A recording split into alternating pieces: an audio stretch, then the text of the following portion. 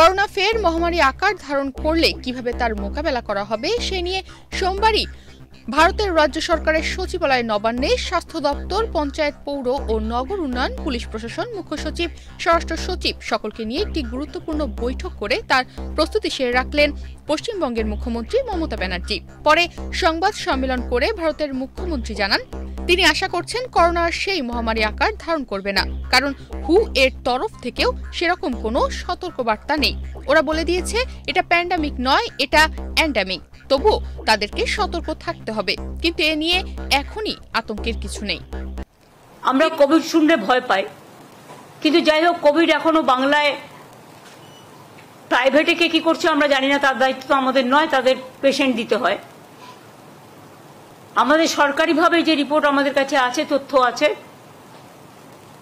আমরা প্রত্যেককে ইম্পর্টেন্ট যারা জড়িত, পঞ্চায়েত থেকে শুরু করে, আরবান থেকে শুরু করে, মিউনিসিপ্যালিটি থেকে শুরু করে, ডিএমই থেকে শুরু করে, ডিএইচএস থেকে শুরু করে, বিশেষ করে এই ডিজিজের ব্যাপারে যোগীরাজ থেকে শুরু করে আমাদের health department, MSME department, police department, সকলে, চিফ সেক্রেটারি, হোম সেক্রেটারি, আমরা সকলকে নিয়ে কলকাতা কর্পোরেশন থেকে শুরু করে পঞ্চায়েত, রুরাল সব ডিপার্টমেন্টকে ডেকে মিটিং করে আমরা প্রস্তুতিটা সেরে রাখলাম।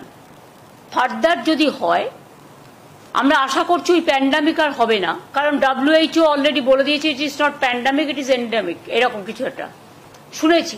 I may not be correct, please cross check. কিন্তু আমরা যেটা মনে করি যে সতর্ক আমাদের থাকতে হবে, কোনো প্যানিকই ক্রিয়েট করা নয়। যদি বাই চান্স সেরকম কিছু হয়, আমাদের প্রস্তুতি তৈরি থাকবে, এটা নিয়ে ভয় পাওয়ার কোনো কারণ নেই। কিছু কিছু ক্ষেত্রে যাদের কোমরবিডিটিস আছে, যাদের লাংসের প্রবলেম আছে, চেস্টের প্রবলেম আছে, হার্টের প্রবলেম আছে, বা অন্যান্য নানা রকম প্রবলেম থাকতে পারে, এবং sometimes ageing is also the factor. সর্দি কাশি হলেও আমরা ভাবি, সর্দি কাশি হলেও একটা বুকে কফ জমে থাকলে শ্বাসকষ্ট হয়, যার জন্য নেবুলাইজার করা হয়, করে ওটাকে ক্লিয়ার করা হয়। তারা ডাক্তার দেখান, ট্রিটমেন্ট করুন। সরকার আপনাদের সাথে সবসময় ছিল, আছে, থাকবে। চেষ্টা করুন সরকারি হাসপাতালে চিকিৎসা করা, তাহলে আপনাদের আননেসেসারিলি কোনো একটা অসুখের নামে বেশি টাকা খরচ হবে না।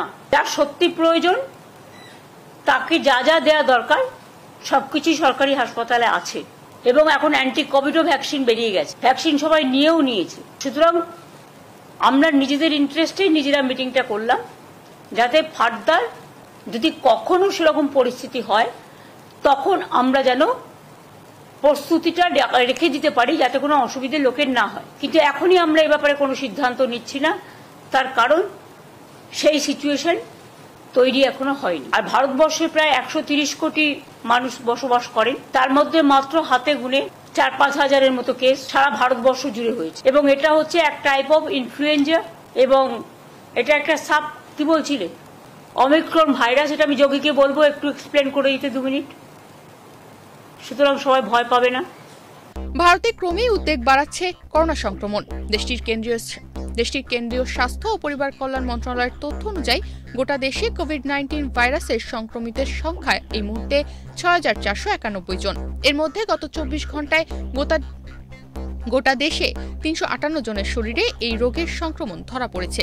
এই মুহূর্তে ভারতের মধ্যে কেরালায় সংক্রমণের সংখ্যা সবচেয়ে বেশি, আক্রান্তের সংখ্যা ১,৯৫৭ জন। গত ২৪ ঘন্টায় ৭ জনের শরীরে এই রোগের সংক্রমণ ধরা পড়েছে।